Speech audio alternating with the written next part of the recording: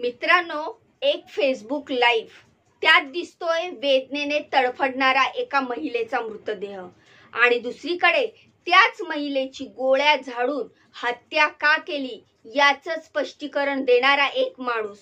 Video मधला माणूस म्हणतोय, मित्रांनो, हिचे अनेक पुरुषांसोबत संबंध आहेत। हिने माझ्या विरोधामध्ये खोट्या तक्रारी दाखल केल्या आहेत। माझी कुणाशी दुश्मनी नाही।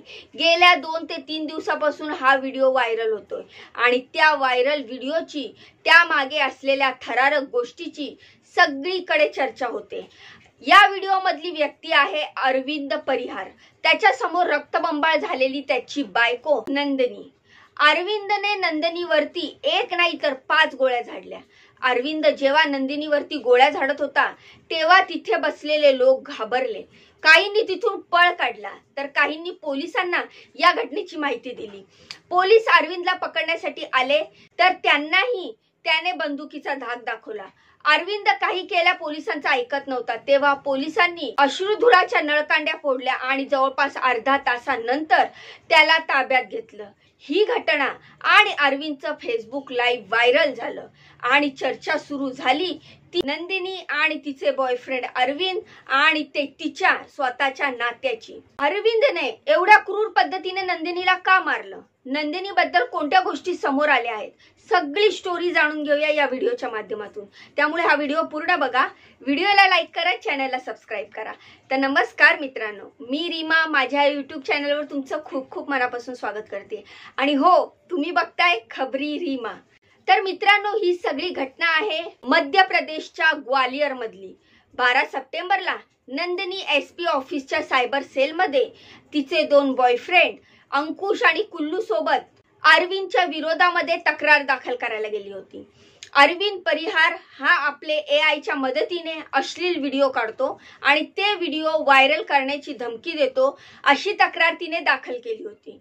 SP ऑफिस मधून बाहेर पडल्यावरच अरविंदने नंदिनीला गाठलं आणि वाद घालायला सुरुवात केली। अरविंदच्या हातात पिस्तूल होती। ती पिस्तूल पाहून नंदिनीचे बॉयफ्रेंड अंकुश आणि कल्लू दोघांनी तिथून पळ काढला। अरविंदच्या डोक्यातला नंदिनीवरचा राग अनावर झाला आणि त्याने एक एक करत 5 गोळ्या तिच्यावरती झाडल्या, अगदी डोक्यात आणि नंतर तिच्या शरीरावरती। तिथे असलेल्या लोकांच्या डोळ्यात देखत हा सगळा थरार घडत होता। आता हा माणूस आपल्यावरही गोळी झाडेल या भीतीने त्यातले काही जण तिथून पळून गेले तर काहींनी पोलिसांना फोन करून या प्रकाराची माहिती दिली। समोर नंदिनी मरणप्राय वेदनेने तडफडत होती, पण अरविंदने तिच्याकडे लक्ष दिलं नाही। उलट फेसबुक वरती हा सगळा प्रकार लाईव्ह करत आपण काय केलंय आणि का केलंय ते तो सांगत होता। पोलिसांनाही अरविंदने त्याच्याकडे असणाऱ्या पिस्तूलचा धाक दाखवला। बऱ्याच प्रयत्नानंतर अरविंदला पोलिसांनी ताब्यात घेतलं। एवढं सगळं होईपर्यंत नंदिनी रक्तबंबाळ अवस्थेमध्ये तिथेच पडली होती। तिला रुग्णालयामध्ये दाखल करण्यात आलं तोपर्यंत तिचा जीव गेला होता। आता या अरविंदने नंदिनीला का मारलं, या दोघांचं नातं काय होतं? तर अरविंद परिहार आणि नंदिनी हे एकमेकांना 2022 मध्ये भेटले। बराच काळ ते दोघं लिव्ह इन रिलेशनशिप मध्ये राहिले। 2023 मध्ये दोघांनी आर्य समाज पद्धतीने लग्न केलं। आता हे ना अरविंदचं पहिलं लग्न होतं ना नंदिनीचं। अरविंदचे ह्या आधी 2 लग्न झाली होती। त्याला 8 वर्षाचा एक मुलगा होता, तर नंदिनीचं एक लग्न झालेलं होतं आणि तिलाही एक मुलगा होता। दोघांनीही एकमेकांच्या आधीच्या लग्नातील जोडीदारांना डिवोर्स न देता हे गुपचूप लग्न केलं होतं। 10 वर्षापूर्वी म्हणजे 2015 मध्ये नंदिनीचं लग्न गोटीराम केवट सोबत झालं होतं। नवीन लग्न झाल्यावरती सुरुवातीला दोघांमध्ये सगळं काही नीट चाललं होतं। गोटीरामचे अनेक मित्रही कधी कधी कामानिमित्त तर कधी जेवणासाठी घरी यायचे। हळूहळू याच मित्रांपैकी छोटू केवट, निमलेश सेन आणि फिरोज खान सोबत नंदिनीचं बोलणं आणि जवळीक वाढली। मग या तिघांसोबत तिचे प्रेमसंबंध सुरू झाले। नंदिनीचे लग्नानंतर तिच्या नवऱ्याच्याच 3 मित्रांसोबत अफेअर सुरू होतं। पुढे 2017 मध्ये नंदिनीचा आणखीन एक बॉयफ्रेंड झाला आणि इथं वेगळीच ठिणगी पडली। नंदिनीने 4था बॉयफ्रेंड केल्यावर तिचे आणि निमलेश सेन मध्ये जोरदार भांडण झालं। या रागातून नंदिनीने 4थ्या बॉयफ्रेंडला हाताशी धरून आधीचा बॉयफ्रेंड असलेल्या निमलेशची हत्या केली।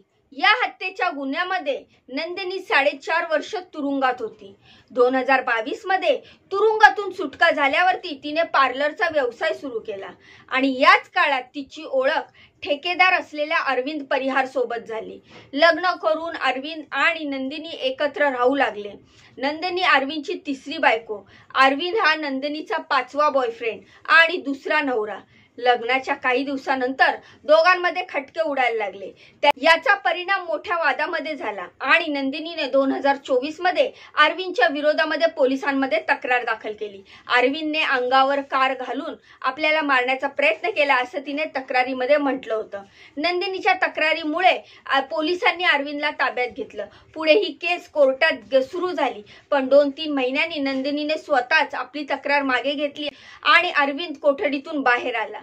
आता या सगळ्या घटनेनंतर दोघं कधी एकत्र तर कधी वेगवेगळे राहत होते। आता अरविंदचं असं म्हणणं होतं की नंदिनी त्याच्या कुटुंबाला सोडून तिच्या सोबत राहण्यासाठी बळजबरी करायची आणि त्याच्या संपत्तीचा वाटा मागायची, सतत धमक्या द्यायची।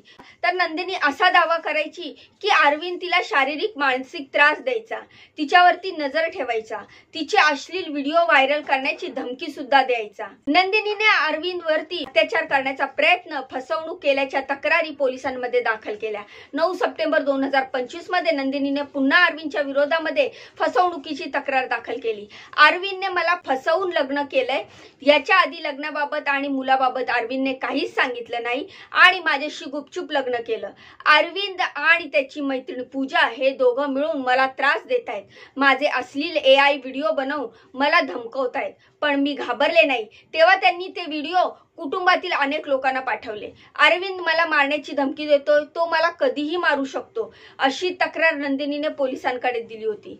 काही माध्यमांकडे हे सगळं तिने बोलून दाखवलं होतं। आता अरविंदने नंदिनीची हत्या का केली, तर त्याने नंदिनीचा पाहिलेला व्हिडिओ 9 सप्टेंबरला नंदिनीने त्याच्या विरोधामध्ये तक्रार दिली आणि त्यानंतर ती तिचा बॉयफ्रेंड अंकुशच्या बर्थडे पार्टीला गेली।